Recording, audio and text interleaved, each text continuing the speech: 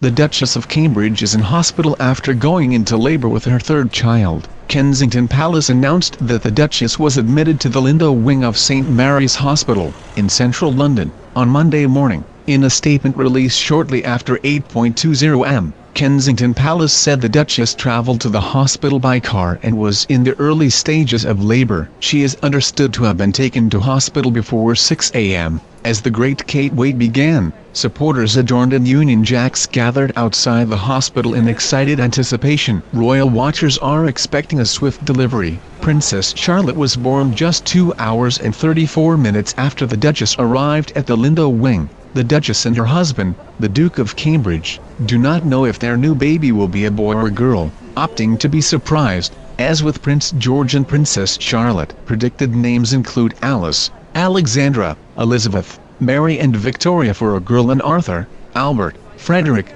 James and Philip for a boy. The baby will be fifth in line to the throne. The Queen and the Duke of Edinburgh's sixth great-grandchild and a younger brother or sister for Prince George and Princess Charlotte. The baby's title will be HRH Prince or Princess of Cambridge. The Duchess is being cared for by consultant obstetrician Guy Thorpe Beeston, who is the surgeon gynecologist to the household, and consultant gynecologist Alan Farthing, the Queen's surgeon gynecologist, part of the trusted team who delivered George and Charlotte. Highly trained midwives will also be on hand, while experts will be waiting in the wings in case of an emergency. For her previous births, Kate had a 23-strong team of top medics working or on standby. Once news of the birth has been announced on the official Kensington Palace Twitter and Instagram accounts, a bulletin notice declaring the birth will go on display on an easel in the forecourt of Buckingham Palace. The Duchess is likely to take an extended period off to recover and nurse the latest addition to her family,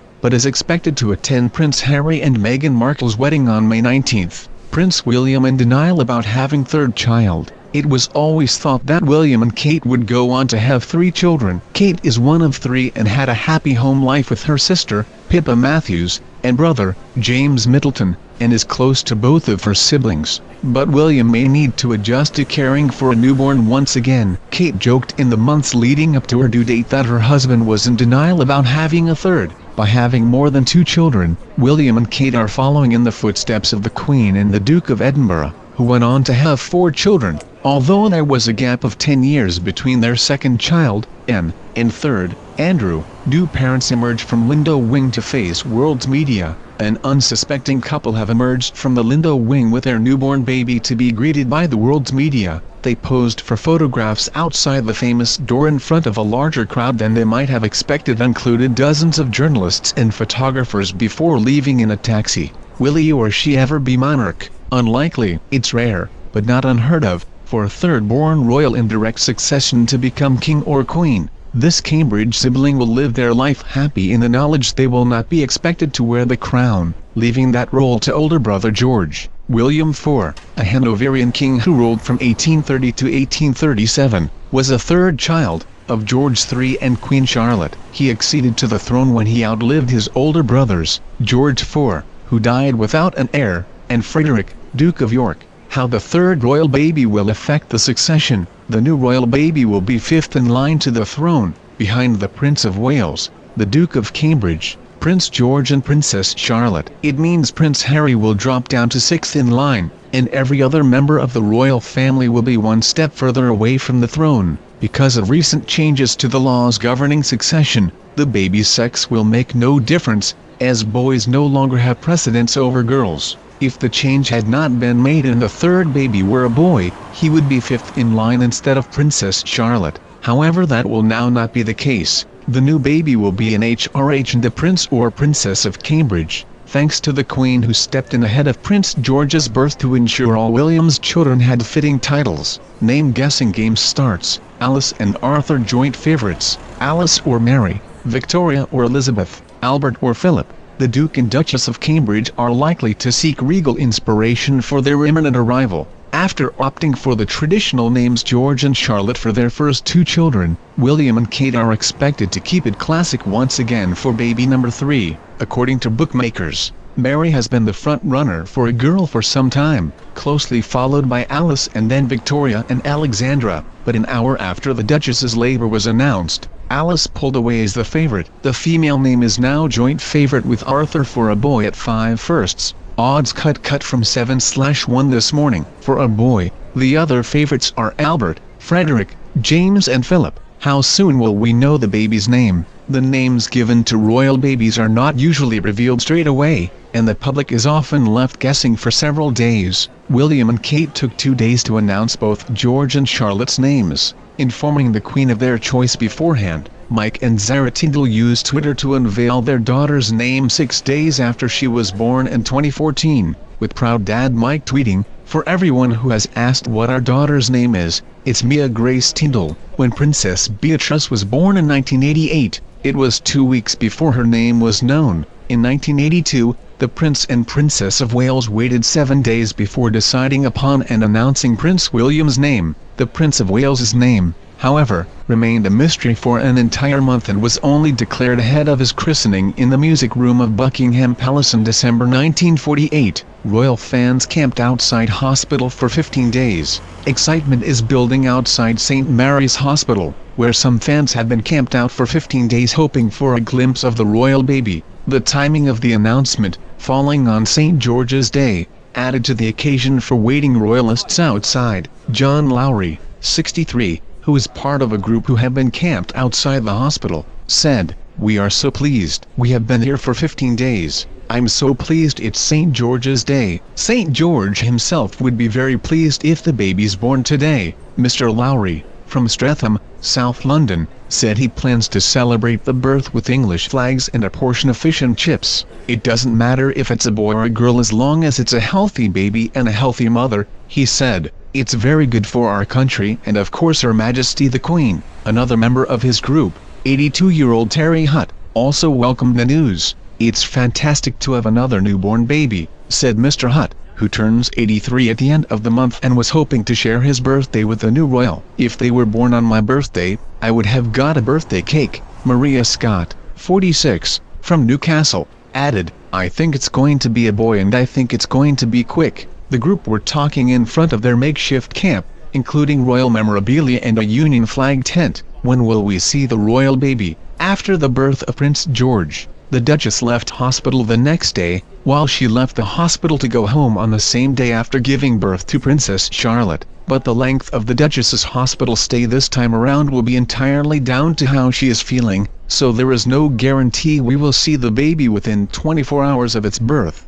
The Duke and Duchess are expected to leave the Lindo wing by the front door to give the waiting media the chance to take the photographs that will no doubt adorn the front pages of newspapers the next day. After the birth of Princess Charlotte, the Duke and Duchess spent the first nights of her life at Kensington Palace before driving north to their country home, Anmer Hall, on the Queen's Sandringham estate, where they were likely joined there by the Duchess's parents, Michael and Carol Middleton, who often stayed over to help look after Prince George. However, the family permanently relocated to Kensington Palace last year, after deciding Prince George should be schooled in London, so it's unlikely that they'll head back to Norfolk for a while. Duchess admitted to hospital before 6 a.m. It is understood the Duchess was taken to the private maternity unit of St. Mary's Hospital before 6 a.m. When the Duchess was pregnant with Princess Charlotte, her labor began in similar circumstances, with Kate being admitted around the same time and her daughter born just 2 hours and 34 minutes later.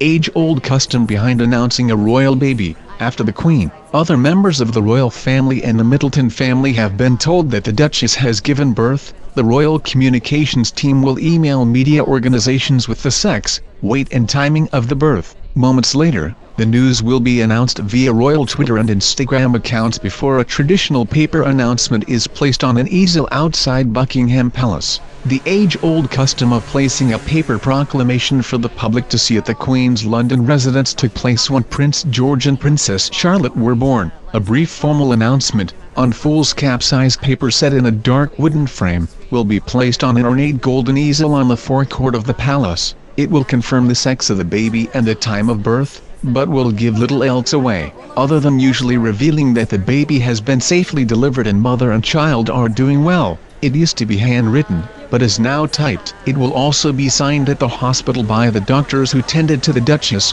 and then ferried back to the palace by car. All eyes on Lindo Wing as Great Kate Wait gets underway. Royal fans have begun gathering outside the Lindo Wing as the Great Kate Wait begins. Supporters decked out tents and Union Jacks and put up flags around the area outside the private unit. Royal baby looks set to arrive on St. George's Day. If the Duchess of Cambridge gives birth by the end of the day as expected, the royal baby will be born on St. George's Day. The patron saint of England, St. George is heralded for his honor, bravery and gallantry. Surrounded by myth, one legend tells of St. George's defeat of a dragon. The royal baby would also share their birthday with Lady Gabriella Windsor, the daughter of Prince and Princess Michael of Kent, who was born at the Lindo Wing, where Kate is in labor, on April 23 in 1981. Famous names celebrating their birthdays on Monday include the model Gigi Hadid and actor John Hannah. The baby has just missed arriving on the Queen's 92nd birthday, which was on Saturday. William and Kate are set to celebrate their 7th wedding anniversary on April 29,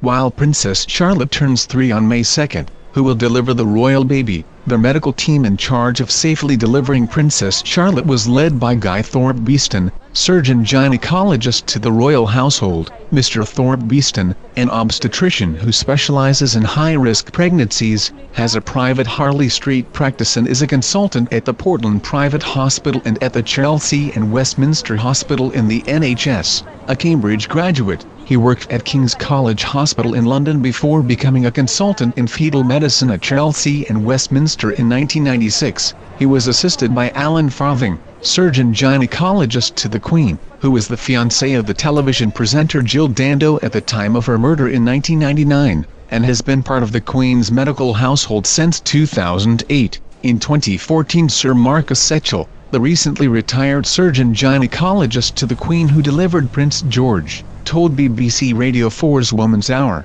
"What happened in labour is an entirely private matter, but I do think there are certain situations when someone is giving birth that it's important to have a specialist in the same room to deal with anything that's immediately going to be wrong." Will the Duchess of Cambridge have a natural birth? Both Prince George and Princess Charlotte are believed to have been born by a natural delivery, meaning the Duchess of Cambridge will presumably be planning to have a natural birth this time as well. In 2015, Pat O'Brien, a consultant obstetrician at University College Hospital, said that because of the speed with which the Princess Charlotte was delivered after the Duchess was admitted to hospital, it is likely that she went into labor naturally. He said, "The fact that she went into hospital at around 6 a.m. and had the baby by 8:34 am would not imply that she was induced at all. Second-time labors tend to be quicker than first-time labors. Everything tends to go faster. The dilation stage is quicker, the pushing stage is usually quicker and easier as well,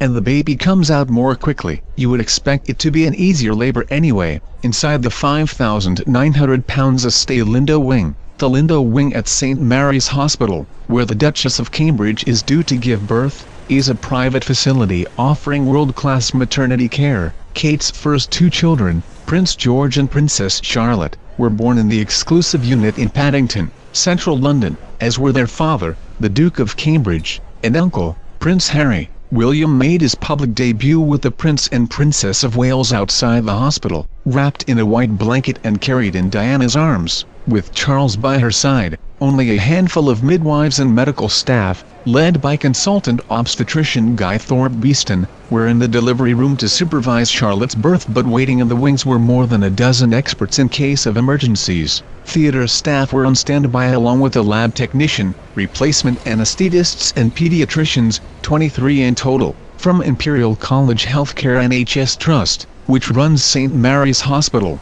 In the Lindo Wing, Kate will again be given a bespoke experience akin to a 5-star hotel with en-suite rooms available, providing a modern, homely environment in which to start your new or expanded family life. The unit's website states, deluxe rooms and suites are also available. The latest price list, from July last year to March, states that a standard room package, including a one-night stay, costs from £5,900, while a deluxe package is £6,275, with an extra night priced at more than £1,000 for both options. The price of a suite of 2 rooms, with one used as a living room, is available on application, but 5 years ago it cost £6,265 for a one-night stay, with standard and deluxe care packages rising by around £1,000 since the birth of their first child. William and Kate could spend close to £7,500 for a suite. Each room has a satellite TV with major international channels,